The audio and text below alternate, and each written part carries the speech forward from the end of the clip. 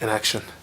So the first thing I would love to start with is your name, your title under the organization at which you're ruling, and also you can just delve into your relationship with the late evangelist Paul Gindiri, starting with how you met him, and we can go from there.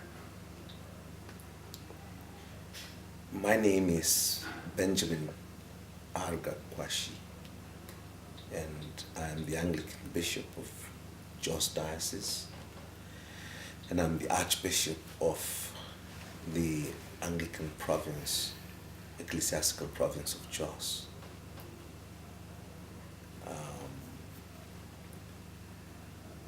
How did I meet Paul and my relationship with him?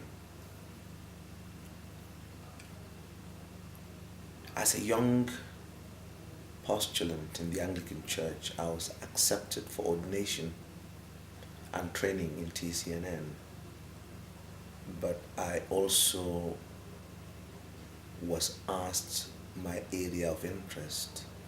My area of interest was evangelism, so a white man by the name of Jeremy Hines then sent me off to Malam Idi Kano. Baba we know as Idi Kano.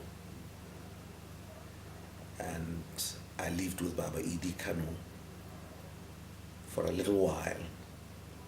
And when I came back to TCNN, I was sent again to Reverend Abu Bakr in Musasa. It was within that period that I met Paul Gindiri. He had come to preach. And I have known him personally because a relationship has brought us together. But I didn't know him as an evangelist until around 78. He used to come to my senior brother's house because his cousin, General Bisalla, is married to my older sister, our second born, Mildred Bisalla. So, and I stayed with my older brother in Lagos, Kwashi, and Paul would come to stay with my older brother whenever he wanted to see General Bisalla.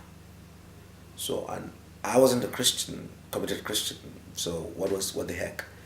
Whatever his interest was, I just knew that I knew Paul Gindiri as Paul Gindiri, but I didn't know this other side of his being an evangelist until I had become a Christian and I had a calling for mission, and I was sent by my bishop to train, and I was sent to Baba Idi Kanu and then to Baba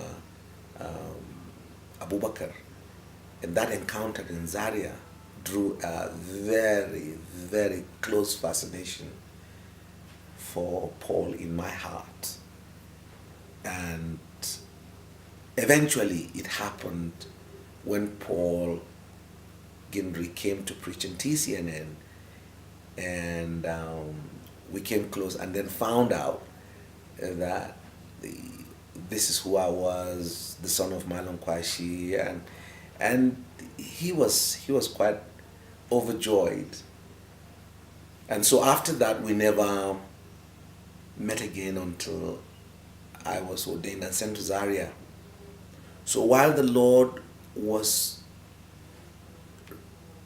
using me, training me up in Zaria, Paul developed a personal interest in asking after me, and I want to believe in praying for me, because another aspect of Paul that I got to discover later on was that he was a deep, deep, deep praying person, private praying. You won't know. Paul spent hours and hours in private prayer in his house, and I discovered this again from our closeness in discussions. I mean, he didn't tell me I was a praying person, but when you discuss with a person who's praying and he tells you some of the experiences and how and where, you know that, no, this man is praying secretly.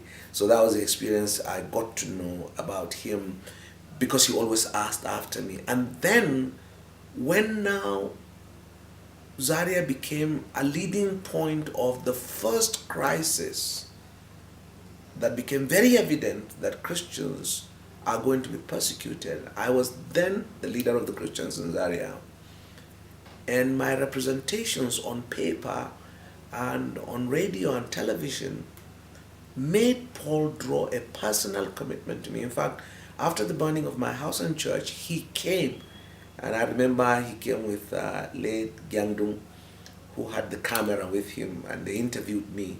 That's probably somewhere now. And Paul used that when he came back to the plateau to preach about one young boy who's standing, for the Lord and all that. I got to hear later on.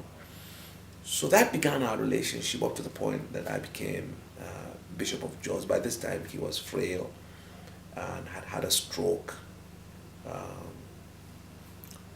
And in ways that only he, I don't know how he thought that I probably was going to take after him, but I didn't think so.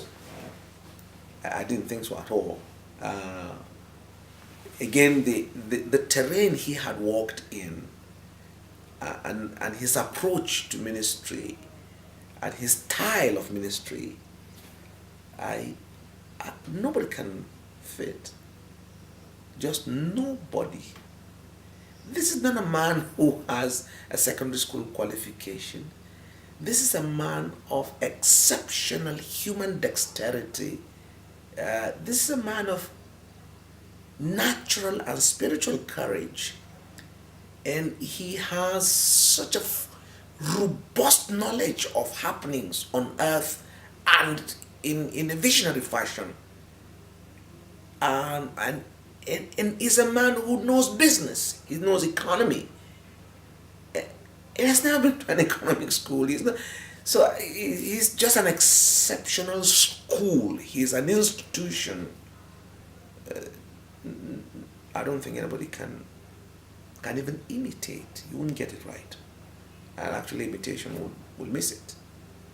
But he's somebody we can hold up to say, the Lord used this man.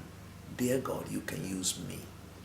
I think that's the way I rather have read and studied him. So while I may not have his courage, I may not have his knowledge of world events and economy and all those kinds of things, I can still hold Paul up and say, dear God, you raised Paul, you can raise me too.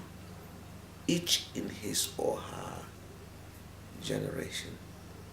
So that's the brief of I can say about my relationship and knowledge of him. That's an incredible brief. That's an incredible brief, incredible beginning.